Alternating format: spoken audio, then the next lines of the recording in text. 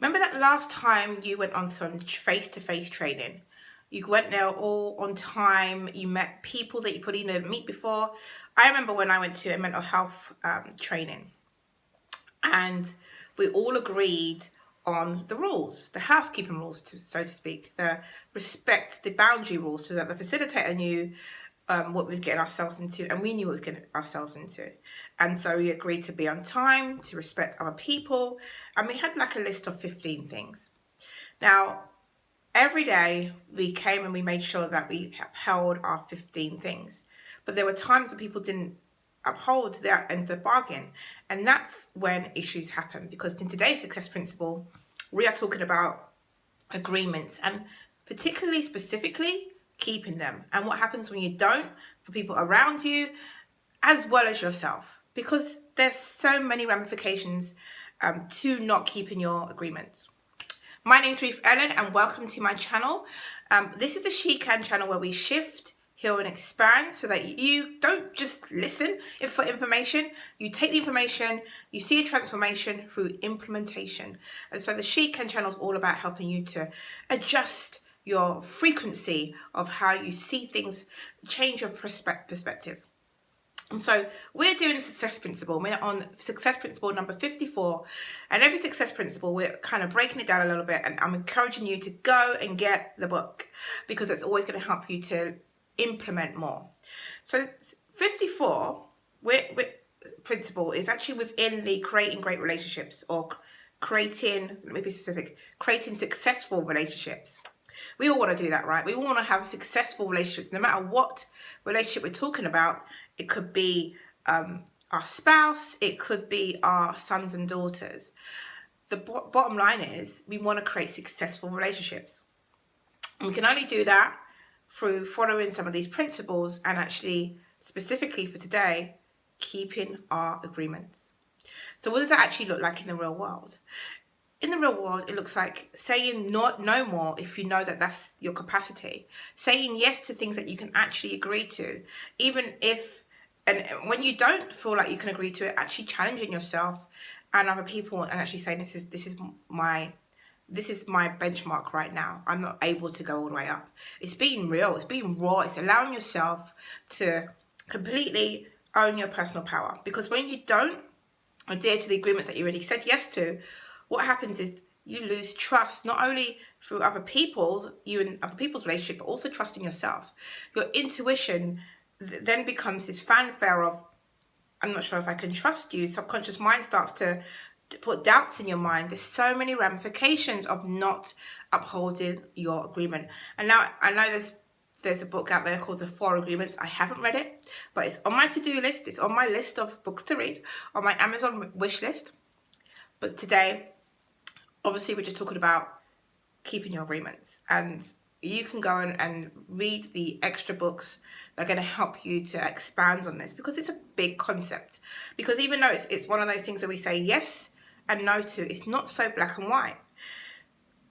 What we're really agreeing to can sometimes mean that we are not honouring who we truly are at that point in time. So let's talk about the high cost, right? I read this and I thought, so true. And so I'm going to read it verbatim.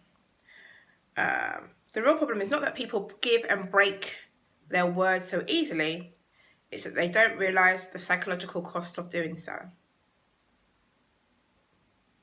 You lose trust, respect, credibility with others, your friends, your family, your colleagues, and your customers. You create messes in your own life of those who depend on you for getting things done. Whether it's showing up on time to leave for the movies, or getting a report done on time, or cleaning the garage, it all counts. People need to know that they can count on you. When you don't keep your agreements, they realize that they can't count on you. You lose authority with them, and the relationships you have with them deteriorates. It's a lot. So if that landed with you, then listen to the rest of this video and see what you can take away to help you shift that. Because the cost of not keeping your agreements it sounded like too big of a price to not take maybe next 3 or 4 minutes out of a day to see how you can adjust that. Okay. So every agreement you make is with yourself. And so you're hurting yourself when you don't actually adhere to these agreements that you're making. So your integrity and self-esteem are affected as well. So let's think of how we can reduce those knock-on effects when you don't keep an agreement. First of all, obviously, say no more. Say no. Say you're not able to. Be very honest. Say you haven't got capacity. People ask me to do things. I'm not sure about my calendar. I'm not sure if the workload is going to be too much. I honestly say, I don't believe I've got the capacity to invest my time in that right now. And it's almost like social media, right? So you make an agreement to go on social media, to be regular on there, to be consistent, right? And whatever consistent means to you. Maybe you're doing a day, every day, yeah? And then, so your followers are thinking, I'm going to be there every day. And I saw the other day, Rumi, a fellow YouTuber, he went to his channel and he says, I can't do this anymore. I can't do 7 days a week with videos. And everyone was like, it's okay. We're going to miss you, but your mental health is much more important than putting out content. And so Rumi already made an agreement with his audience, but then he knew that he couldn't keep up because it wasn't helping him and his own mindset. So I think what's really important here in this story is that he honored himself by saying, this is my new agreement with myself. I'm just letting you know because I'm really I really need this time for myself. And I thought that was really honorable to hear and to see. And he actually had a vote and a poll and everything else. And I thought, this is a really nice way to honor yourself and your audience as well, and let them know that it's not necessarily going to work me continuing at that pace. So how do we keep some tips on, there's some tips on making and keeping agreements, again, in the success principle for you to follow. Okay, so make only agreements that you tend to keep. I know that sounds obvious. Only agreements that you intend to keep. So if you have the capacity to train somebody 7 days a week or show up to run maybe 2 times a week, great. If you haven't got that capacity, you got to be real honest with yourself and you got to say you're not able to do it. Communicate it. It's like that story I shared with you just earlier about Rumi. Communicate it with his audience. Communicate the person. This is about creating successful relationships. Successful relationships is all about honesty. It's all about being honest with where you're at. The second thing that Jack Canfield suggests is to write down your agreements. Too often times we say, yeah, I'll get to it. Like maybe I'm going to go and get that thing for you that I said I was going to get for you, that referral, and then you don't do it. The trust is broken, bro. And so it's so important that you write down what you agreed so that people can feel like they can count on you, right? So write down. Use a calendar, use a planner, clarify as well. If you're not even sure what you're agreeing to, like sometimes you can have, there could be a misinterpretation of agreements. This isn't in the book, by the way, I'm just briefing. Sometimes there could be a misinterpretation of what we've agreed to. Somebody might think that we said this when it was really, we meant this. Somebody might think that at the end of the meeting, I agreed to do the agenda for next meeting and deliver on an event plan. And the other person might have heard that they're going to complete the event plan and create an agenda and send it to them before. So it's very important that you get super clear on what you're agreeing on, and clarifying by asking questions and just really having that conversation and say, look, this is what I've agreed to do, this is what I'm going to do, thank you. It just makes it easier. And this is actually reminded me of something I agreed to earlier this week, which I need to be doing by today. So, asking it is given type thing. So communicate any broken agreements at the first appropriate time. So as soon as you know you're not going to be able to do it, like for example, you say you're going to meet a friend, maybe go for a jog, and then your friend says, where are you? I'm at the park. And then the person says, oh, I don't feel like it. Sorry, I should have told you. I'm not going to come. I'm not. Next time you suggest a park, next time you agree something, I'm not doing it because you've broken the trust. You can see how easy it is for that to be done, right? People that don't show up on time for things, trust is broken, deteriorates. There's this trust jar, I think, that Brené Brown talks about, and it might be the vulnerability jar, so don't quote me on that. And every time, over a period of time, it gets built up, right? But it's so much easier to literally it to be spent for it to be used really quick. It takes a lifetime to build trust or reputation specifically, and it can take a minute for it to be broken. So if you spent so long building up a reputation as this reliable person, and then all of a sudden you start to be a bit flaky, not be reliable, is the cost worth it when you couldn't just communicate it? And the other tip is learn to say no more often. So those are a few of the things that you can start doing to make sure that what you agree to is much more in aligned with you. Sometimes we say things, we agree to things, right, that might not be in alignment with our core values, perhaps even our skill set. Like for me, if somebody says, could you write me a 7-page report on what we've just discussed? I would be saying that's a hard no. Because whatever we discussed, I think we should both take responsibility and own our part. And so I know that it's not my strength to be writing reports. So I'll be very clear. I won't agree to that. And I think sometimes I've seen people agree to things that that's not their strengths. And they would rather just save face and do it and struggle and then not do it to meet deadlines, then say, actually, no, I can't do that. And I'm just like honest from the get-go. And they'll be like, oh, but I can't. So it's about communicating, right? We're creating successful relationships here. We can't create a successful relationship if one of us is trying to front and act like we know and can handle all of this other stuff that is just not in our forte. So there's a thing that rules of the game that Jack Canfield also suggests, and it talks about how we can create successful relationships with agreements being sort of like the cornerstone of all of that. Don't know why cornerstone is this, but here we are. And it's a game that John Assaraf calls the rules of engagement, what Marshall Thumber, DC, calls the rules of the game. So there's like 7 different rules about how you can build a more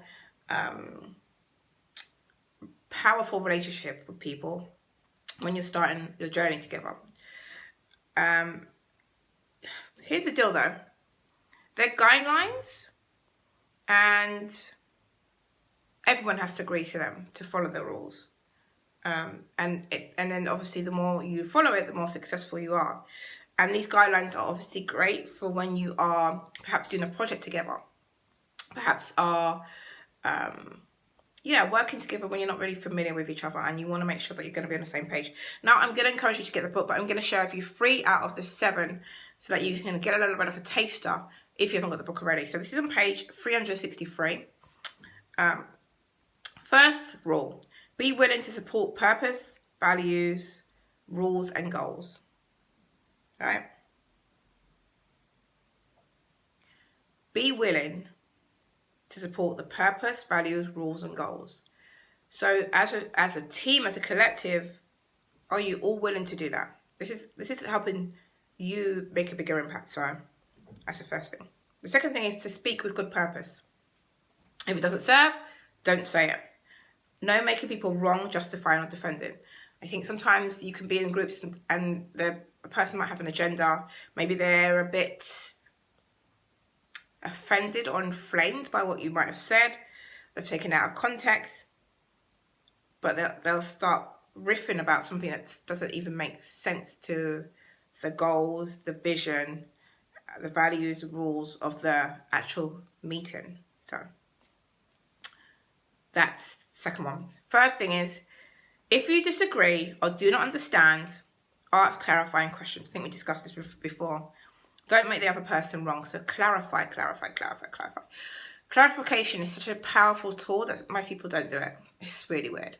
Like in terms of like sales and what I've done before, like what's really worked really well was clarifying objections. Like, do you mean like We spoke about that, I think, two or three success principles ago. But when people have objections, it's always good to clarify what do they mean, because our language and their language is so different, right? Our understanding and their understanding is so different. Our perspective and their perspective are so different. So it makes sense to clarify. Don't just assume, like we had the discussion before. Don't make those assumptions. This is all about keeping your agreements, right? If you want to keep agreements, it's so important. So important. Can't emphasize this enough, to be honest with who you are and who you're being. Not just what you're saying, but who you are being. If you know this agreement is going to help you to be and invoke, empower, and embody that person that you are stepping into, great. But if you know you're not there yet, just be honest, dude. Just be honest. So, creating successful relationships, agreements. Buy the book. Get all the 7 rules of the game. Now, you probably can find the rules of the game somewhere else, some other way, if you're really smart. But my encouragement to you is to go beyond information. Use this as a transformational tool so that you can see a really massive shift. I think this work's not going to happen overnight. It's a habit, right? We constantly shift our perspectives because we want to expand and to eradicate doubt. So if you have agreements in place that you are not upholding, your subconscious is going to take that as you can't do it. You're not available. You haven't got the capacity. And so you've got to retrain your mind and start building trust in yourself by keeping agreements, following through. This is day 54 now? 54. Principle 54, day 54, because I've done it consistently.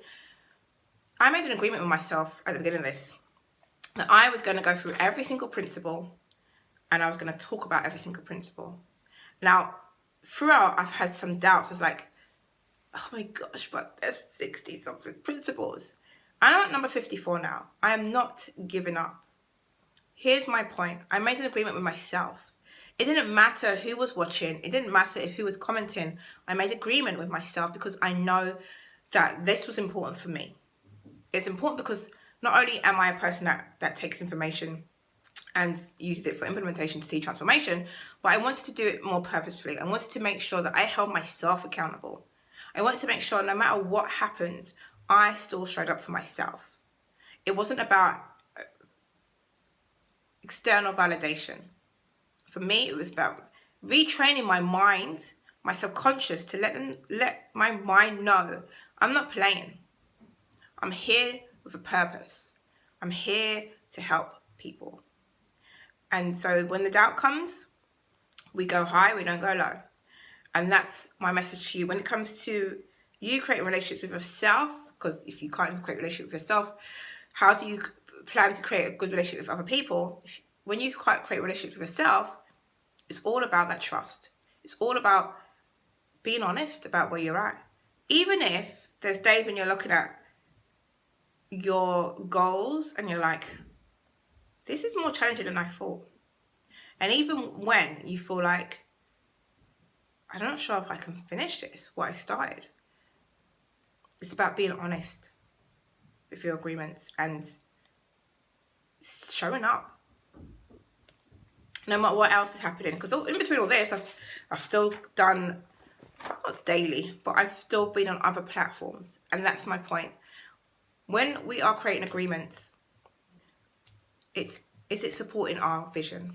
Is it supporting our core values? Is it supporting our goals?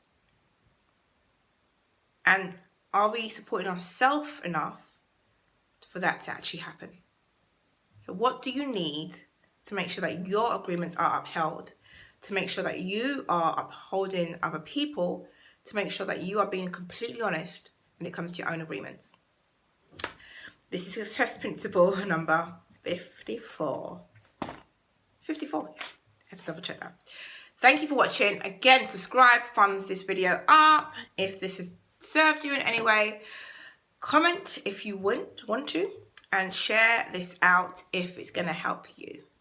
or anyone else that you so foresee. That word, I started off with a word and it completely left. Thank you for watching. I appreciate it. Subscribe, comment. I've already told you that. Thank you for watching.